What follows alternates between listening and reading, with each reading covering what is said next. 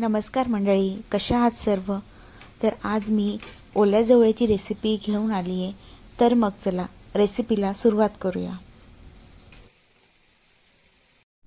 तर बघू शकता, इकडे मी आता फ्रेश ओला जवळा घेतलेला आहे. त्याचबरोबर 2 कांदे बारीक कापून घेतले आहे आणि 1 टमाटा पण कापून घेतला आहे.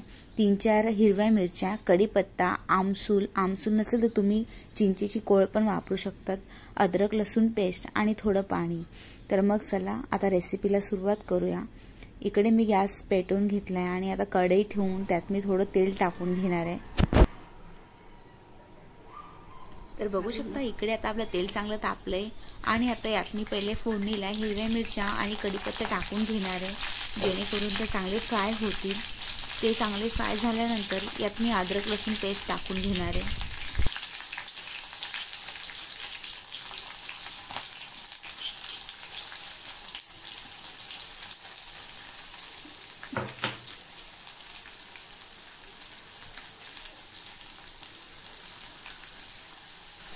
आता इकडे हिरवी मिरची आपली चांगली फ्राय झाली आहे.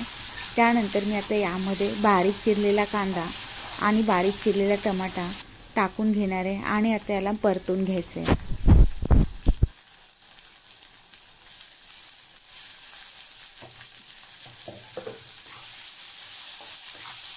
तर बघू शकता, आता इकडे आपला कांदा टमाटा चांगल्यापैकी फ्राय झाला आहे आणि आता यात मी चवीनुसार मीठ टाकून घेणार आहे.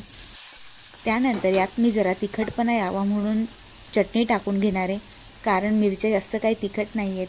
आणि जरा हळद टाकून घेतली आहे आणि धने जिरे पूड टाकून घ्यायची आहे. तर आता मसाला टाकून झाल्यानंतर याला चांगलं परतून घ्यायचं आहे, तेल सुटेस्तोवर.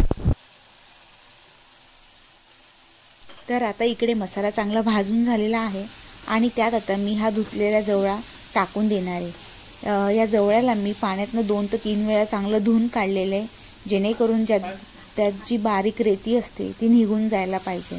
आणि आता ते माझं धुवून झाल्यानंतर मी आता याला मसाल्यात टाकून घेणार आहे आणि याला आपल्याला 5 ते 10 मिनटं मंद आचेवर वाफवून घ्यायचं आहे.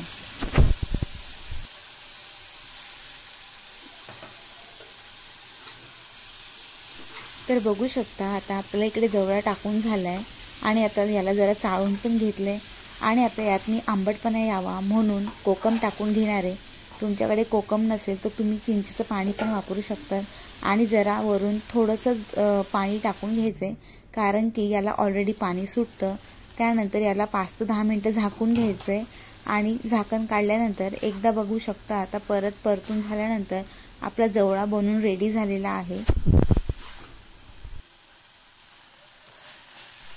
तर बघू शकता, आता इकडे माझी ओले झिंग्यांची भाजी रेडी झाली आहे आणि आता हे मी सर्व करून घेणार आहे. तर मंडळी, कसा वाटला तुम्हाला ओल्या झिंग्यांची रेसिपी? आवडली असेल तर नक्कीच लाईक आणि कमेंट करून कळवा आणि चॅनलवर नवीन असाल तर सबस्क्राईब करायला विसरू नका. थँक्यू.